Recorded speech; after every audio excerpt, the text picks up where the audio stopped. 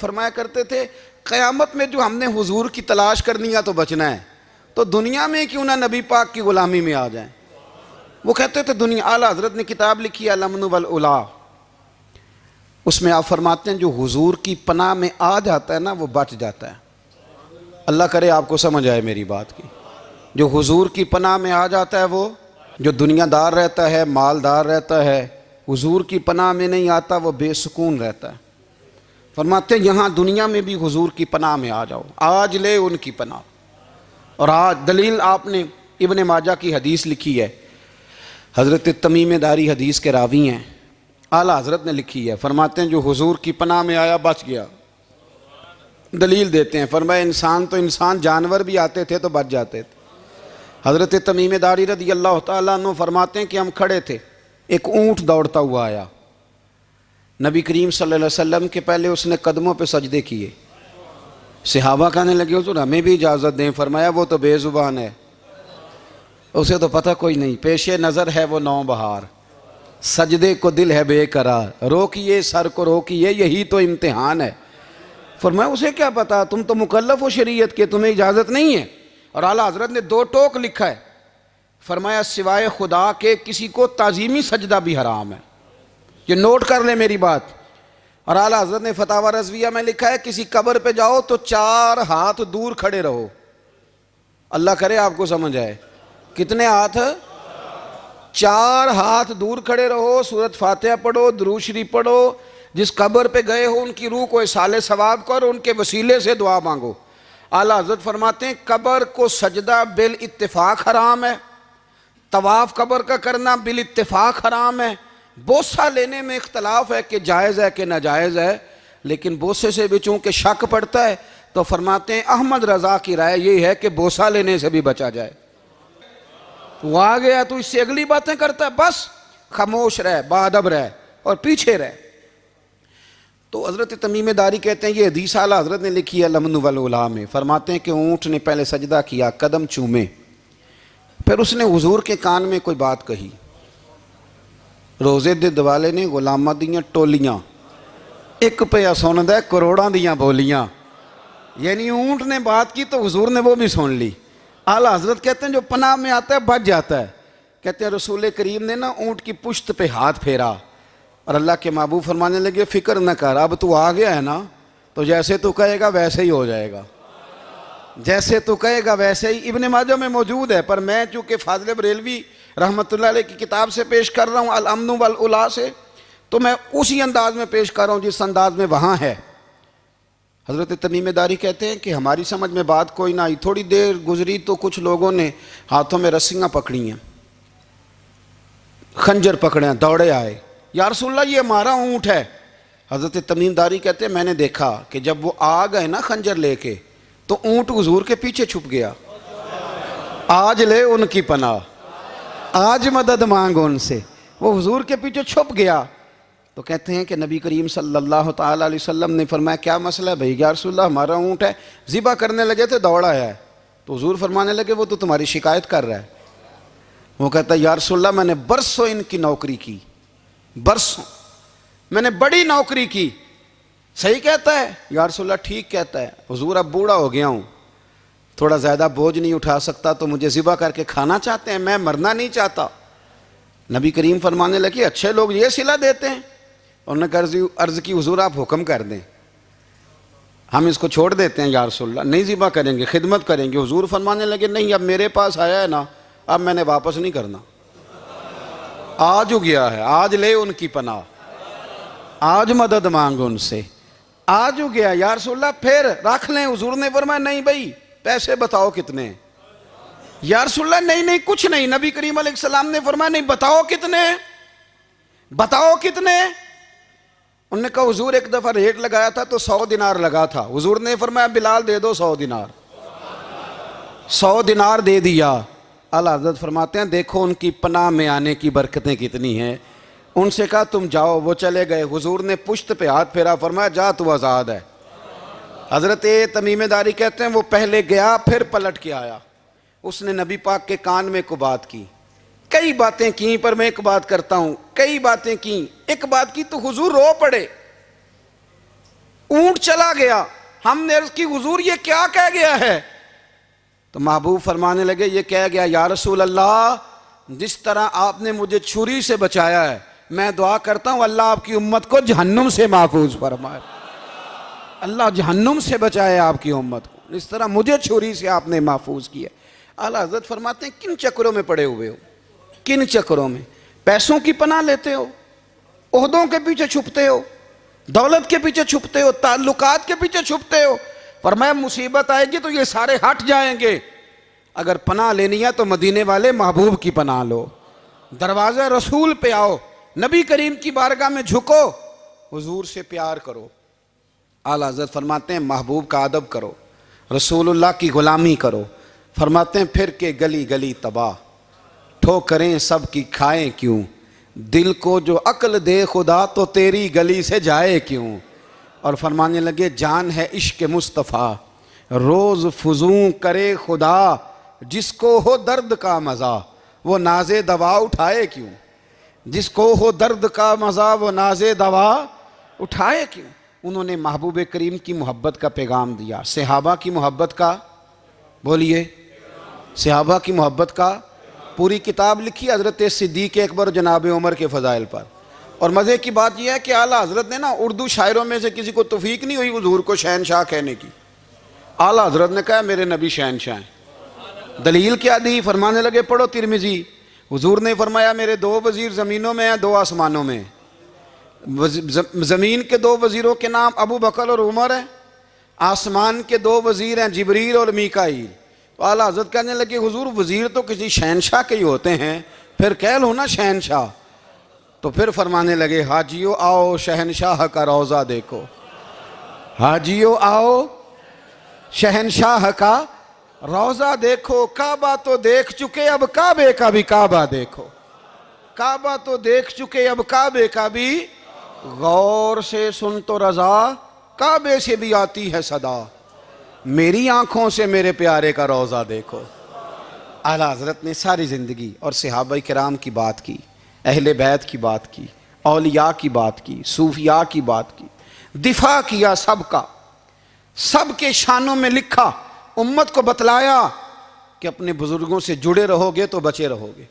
اعلیٰ حضرت نے طنز کرنے سے، تنقید کرنے سے، بلا وجہ غلطیاں نکالنے سے اور ایک دوسرے پر لان تان کرنے سے ہمیں بچنے کو کہا. اعلیٰ حضرت فرماتے ہیں کوئی علم اگر آ جائے نا تو اس کا معنی یہ نہیں کہ سب کو جاہل سمجھ لینا چاہیے. سمجھ آ رہی ہے میری بات کی؟ ہم جس شعبے میں بھی ہوتے ہیں نا سامنے والے کو ان پڑھ ہی سمجھتے ہیں. مولویوں کے بارے میں بعض لوگوں کا خیال ہے کہ یہ پتہ نہیں کون سی مخلوق ہے، ان کو کیا پتہ دنیا داری کا. میں صحیح کہہ رہا ہوں. اسی طرح جو میرے شعبے سے تعلق رکھنے والے لوگ ہیں وہ کہتے ہیں شاید سارے تاجر 2 نمبر طریقے سے ہی مال کماتے ہیں. یہ ہو نہیں سکتا، ایسا ہو نہیں سکتا. ہمیں نا دوسروں کی اہمیت کی خبر رکھنی چاہیے. ہم ایک دوسرے سے پیار، ہم طنز کرتے ہیں، تنقید کرتے ہیں. فاضل بریلوی منع کرتے تھے. آپ فرماتے ہیں یہ طریقہ درست. ہم جب غلطیاں نکالنے پہ جاتے ہیں تو معاذ اللہ اتنا اوپر بن جاتے ہیں کہ معاذ اللہ ثم معاذ اللہ اللہ رسول تک پہنچ جاتے ہیں. اعلیٰ حضرت کے زمانے میں ایک شخص نے کہہ دیا نبی پاک کا خیال آئے تو نماز ٹوٹ جاتی ہے. عقل ہے نا جی، جہاں مرضی لے جاؤ. وہ کہنے لگا جی میں نے خالص اللہ کے لیے پڑھنی ہے نا فلسفہ عجیب. نبی پاک کا خیال آئے تو نماز. اعلیٰ حضرت فرمانے لگے تو بڑا ہی پاگل ہے. جب تو کہے گا السلام علیکہ ایھا النبی خیال آئے گا کہ نہیں؟ فرمانے لگے تو بڑا ہی نادان ہے. جب تو کہے گا اللہم صلی علی محمد وعلی خیال آیا کہ نہیں آیا؟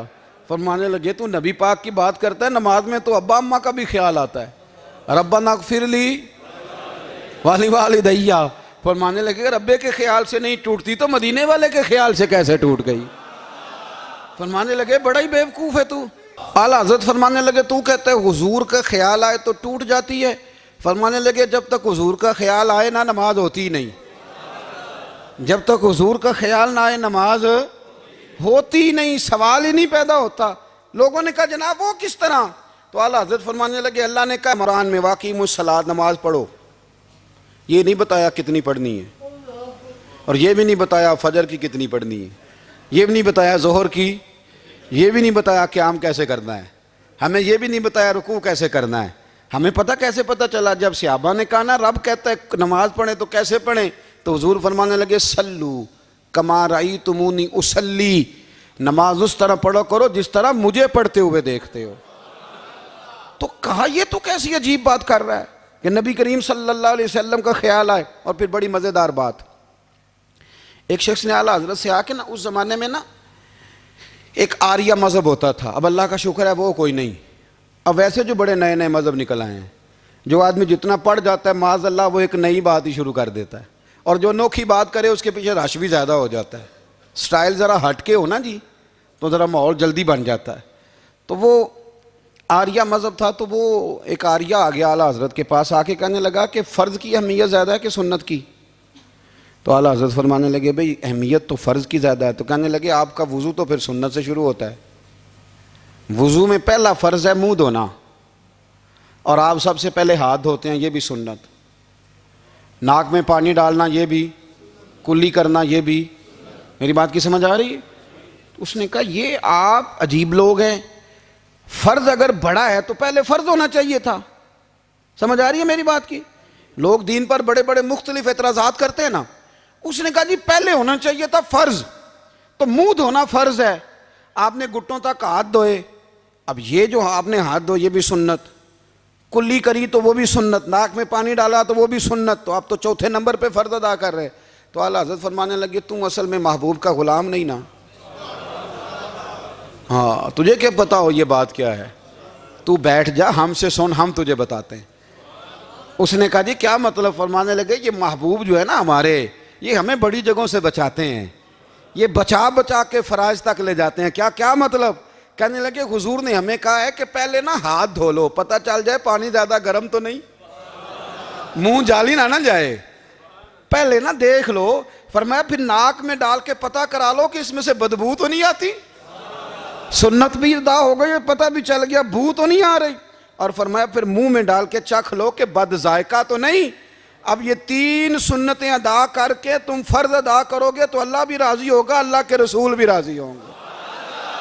اعلیٰ حضرت رحمت اللہ علیہ نے اس ترتیب سے دین کی تشریحات فرمائیں، اس مزے سے دین سمجھایا، اور ان کو نہ سمجھانا بڑا ہوتا تھا، چونکہ میرا پسندیدہ موضوع ہے اعلیٰ حضرت پہ بات کرنا۔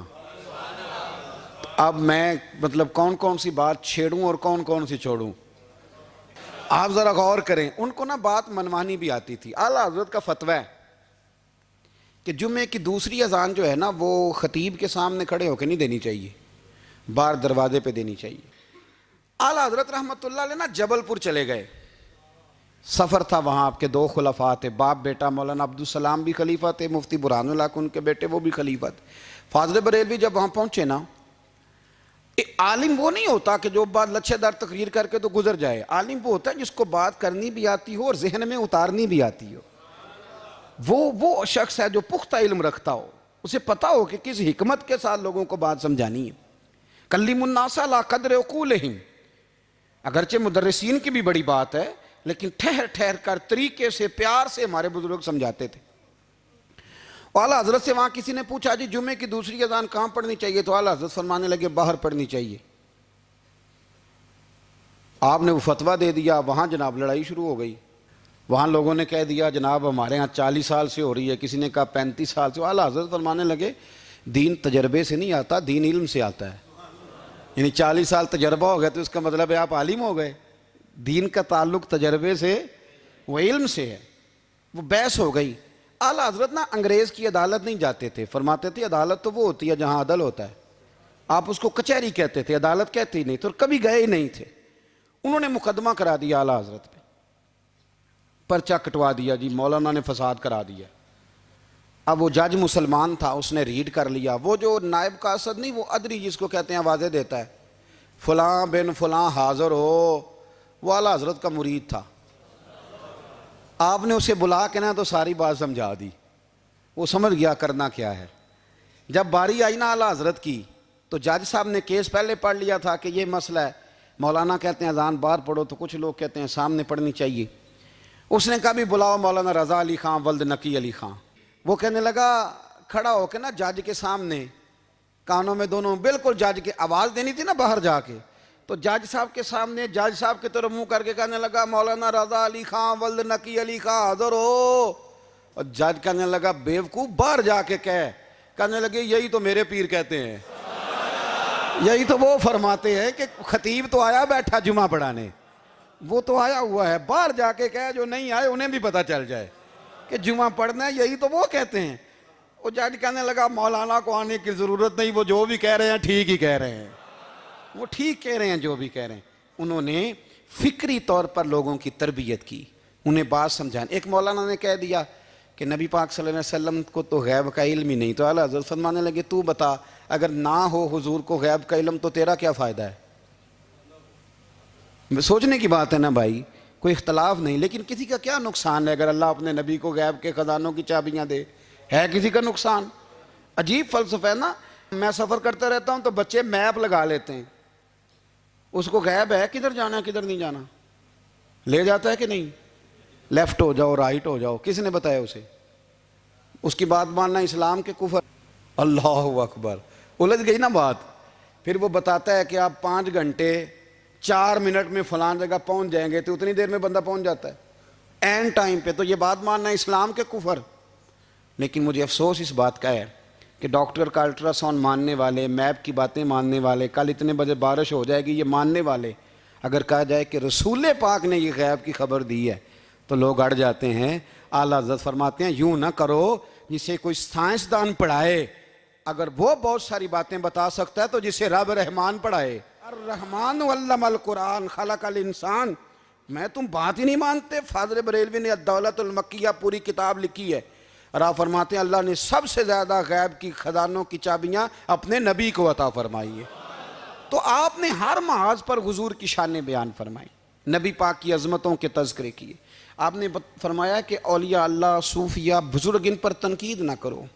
ہمارا نا آج مزاج بن گیا ہے, میں اکثر کہتا ہوں کہ لوگوں کا ذائقہ خراب ہو گیا ہے. یہ جو لوگ کہتے ہیں نا نماز میں دل نہیں لگتا, محفل میں سرور نہیں آتا, ہم جب اینک تنقید کی لگا کے جاتے ہیں تو کیسے مزہ آئے گا جب ہم سامنے والے کو اچھا ہی نہیں سمجھ رہے. سب سے اچھے ہم خود ہیں. میں اکثر کہا کرتا ہوں کہ جب تک ہم تھوڑا سا نیچے بیٹھ کے اوپر نہیں نہ دیکھتے, بندے ہمیں بڑے نظر نہیں آئیں گے, چھوٹے چھوٹے نظر آئیں گے. ہم ہمیشہ اوپر کھڑے ہو کے نیچے دیکھتے ہیں. مہربانی فرمائیں. بڑی شاندار بات لکھی اعلیٰ حضرت بریلوی نے ملفوظات شریف میں.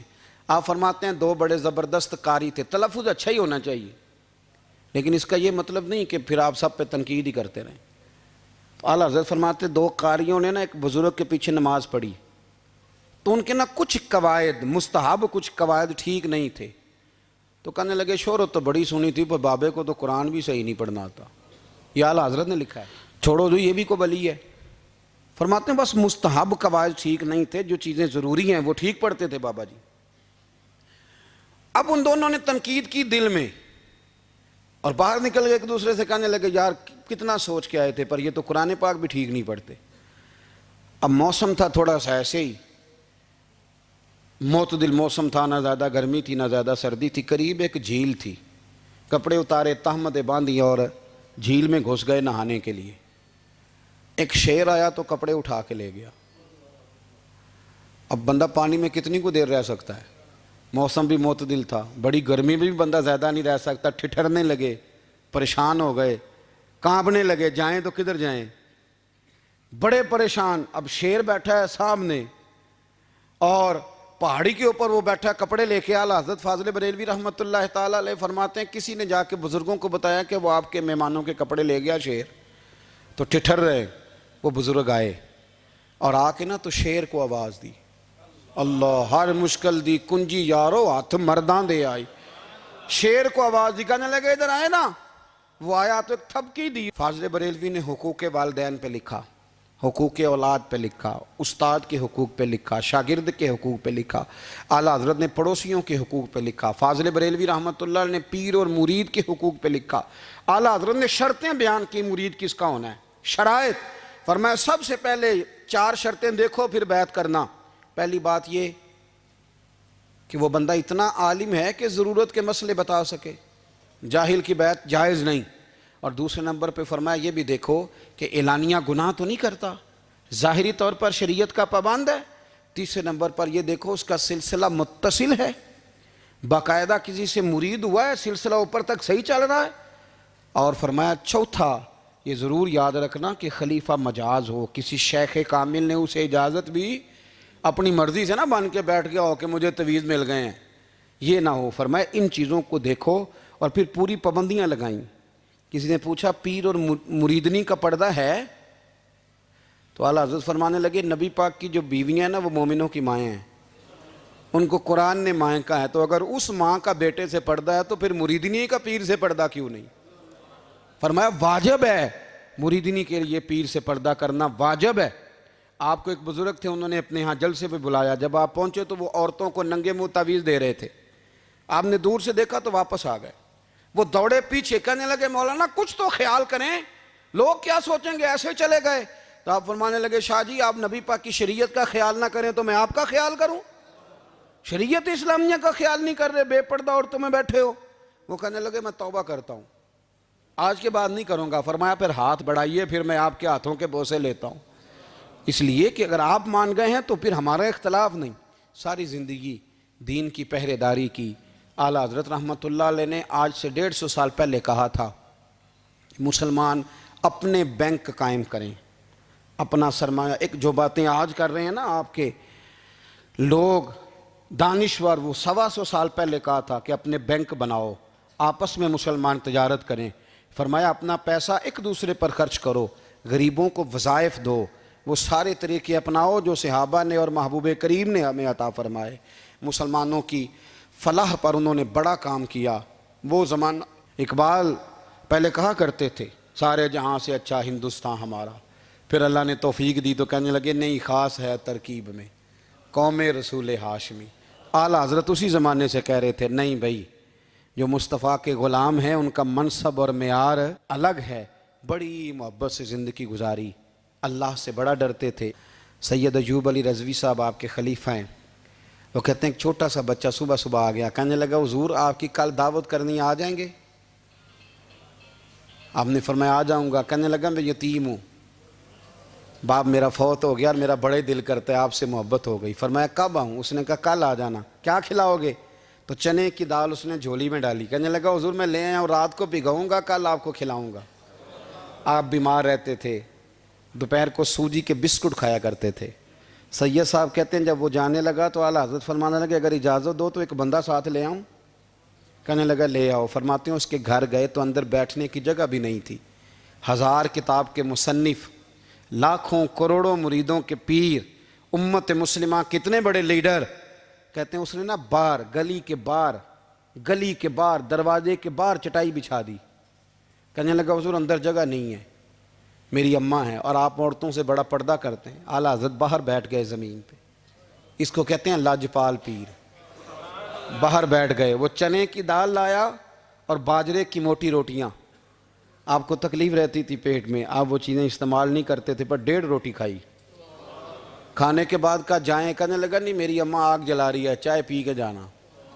وہ چائے آئی، جو بندہ سڑک سے گزرتا حضور جہاں بیٹھنے، فرمایا جاؤ کام کرو، دعوت ہماری ہے تمہاری نہیں، جاؤ اپنا کام کرو۔ وہاں بیٹھ کے کھانا کھایا۔ جب واپس نکلے تو اس بچے نے اجازت دی جائیے۔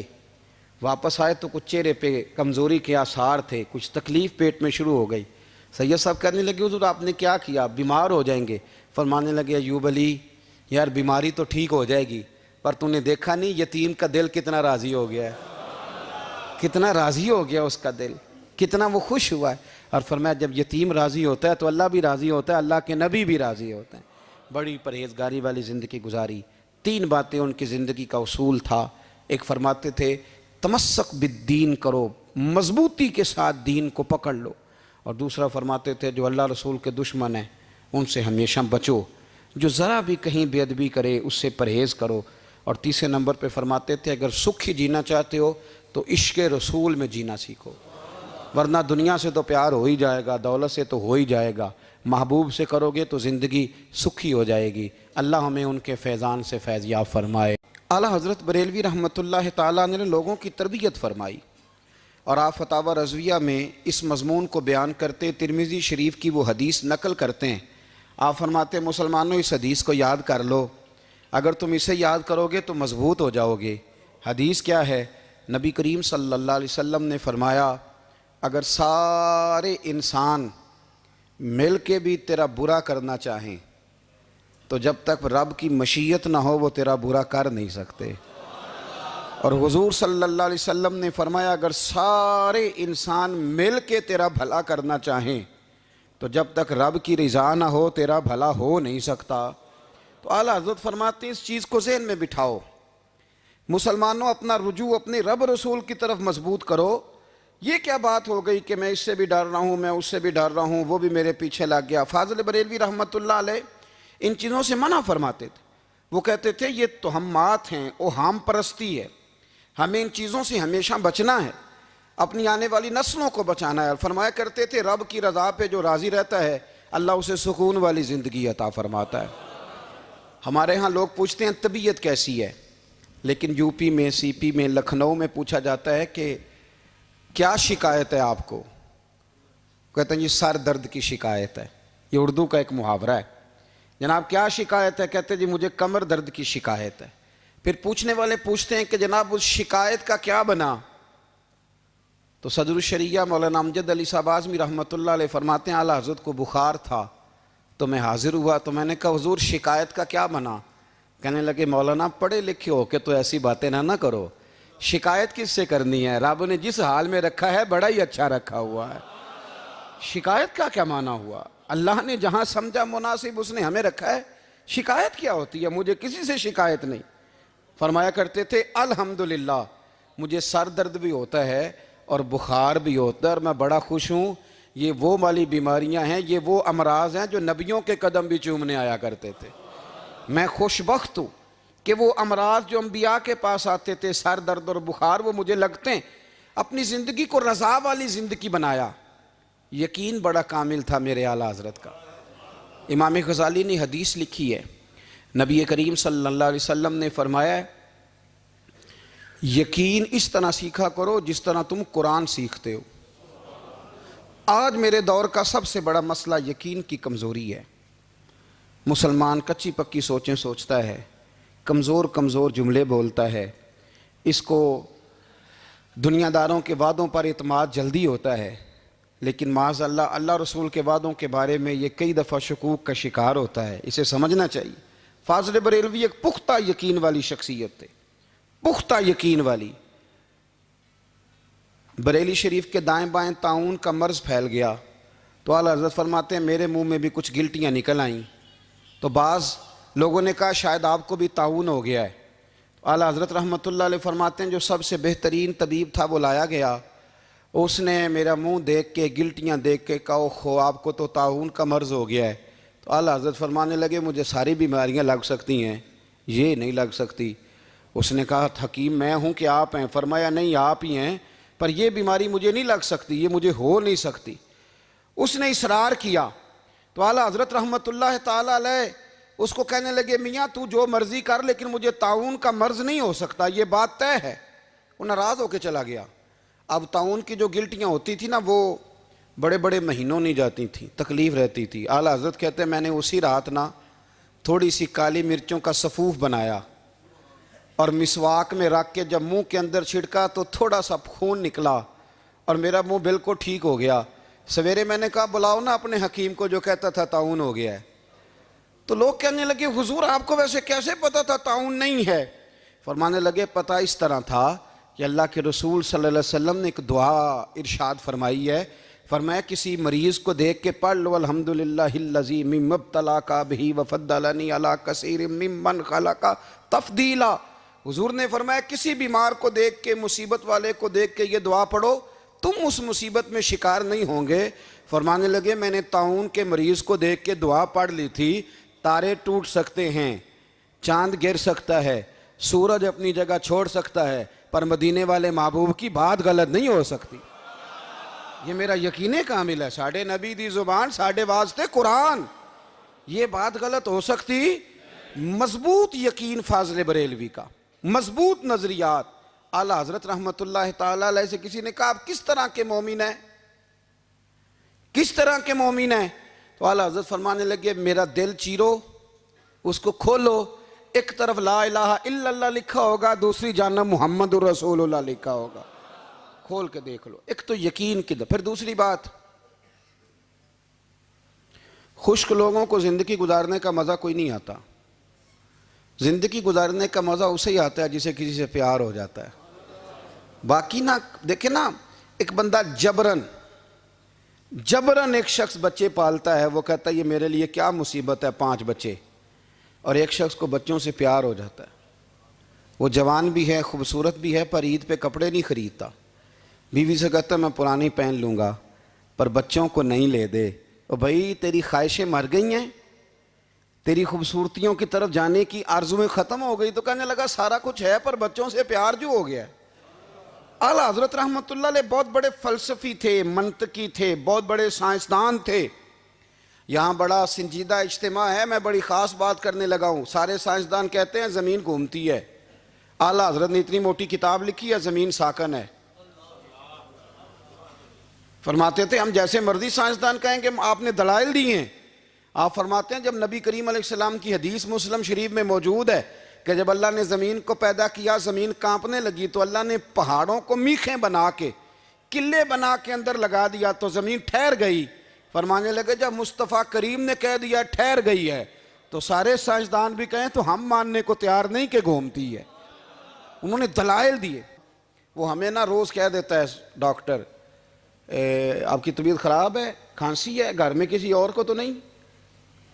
ہاں جی ہے جی. وہ کہتا اسی کی وجہ سے ہو گئی ہے. او خدا کے بندے، نبی کریم علیہ السلام نے فرمایا بیماری متعدی نہیں ہوتی، ایک سے دوسرے کو نہیں لگتی. اور بڑے سادے انداز میں مسلم کی حدیث ہے. ایک صحابی نے کہا یا رسول اللہ میرے اونٹ کو اس اونٹ سے خارش پڑ گئی ہے. تو اللہ کے رسول فرمانے لگے تیرے اونٹ کو تو اس سے پڑی ہے تو اس کو کہاں سے پڑی تھی؟ کہنے لگا جی وہ تو قدرتی معاملہ ہے. تو حضور فرمانے لگے یہ بھی قدرتی معاملہ ہے. اب ہمیں جو مرضی، اعلیٰ حضرت کے زمانے میں لوگوں نے کہا کشش ثقل ہے، زمین اپنی طرف چیزوں کو کھینچتی ہے. دلیل کیا ہے؟ وہ کہنے لگے جی سیب گرتا ہے تو زمین پہ، آم گرتا ہے درخت سے تو زمین پہ، امرود گرتا ہے تو انار گرتا ہے تو زمین میں کشش ہے، کھینچ لیتی ہے. اعلیٰ حضرت فرمانے لگے شاباش، سائنسدان جو کہیں گے ہم مانیں گے. فرمانے لگے زمین نے آدھا کلو کا سیب کھینچ لیا ہے، 1.5 پاؤ کا انار کھینچ لیا ہے، پر ہم نے غبارے میں 1.5 چھٹانگ ہوا بھر دیا، وہ تو زمین سے کھینچا نہیں گیا. یہ کس قسم کی کش سے ثقل ہے؟ یہ ابھی 2 سال پہلے ڈاکٹر عبد القدیر خان کا مضمون چھپا تھا روزنامہ جنگ میں. وہ کہتا ہے مجھے وہ مولوی چاہیے تھا جس کے پاس قرآن حدیث بھی ہو اور سائنس کے علوم بھی ہوں. کہتا میں نے زمانے کے دروازے کھٹکھٹائے، پھر میں پہنچا بریلی کے امام کے پاس، اور کہتا ہے وہاں جا کے میں ٹھہر گیا ہوں، اس لیے کہ مجھے قرآن و سنت کا نور بھی ملا ہے اور مجھے سائنس کے رموز بھی ملے ہیں. یہ واحد شخص ہے جو دین کو سائنس کا پابند نہیں کرتا بلکہ سائنس کو مدینے والے کا غلام بناتا ہے، مدینے والے کا غلام بناتے ہیں. تو اعلیٰ حضرت فرمانے لگے عجیب فلسفہ ہے نا جی، آم کھینچ لیا اس نے، سیب کھینچ لیا، امرود کھینچ لیا، پر اس سے 1.5 چھٹانگ والا غبارہ. تو لوگوں نے کہا حضور پھر مسئلہ کیا ہے؟ آپ فرمانے لگے مسئلہ یہ ہے کہ ہر چیز اپنی اصل کی طرف لوٹ جاتی ہے. ہر چیز اپنی، سیب امرود انار زمین سے پیدا ہوتے ہیں تو زمین پہ گرتے ہیں. ہوا کی اصل اوپر ہے، اس لیے جب غبارے میں ہوا بھریں گے تو ہوا اس کو اوپر لے جائے گی.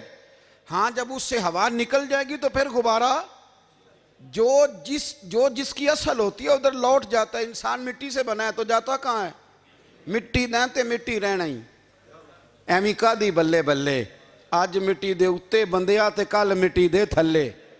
تو اعلیٰ حضرت رحمۃ اللہ تعالیٰ علیہ نے نا اپنے سارے علوم کو نبی پاک کا غلام بنا دیا.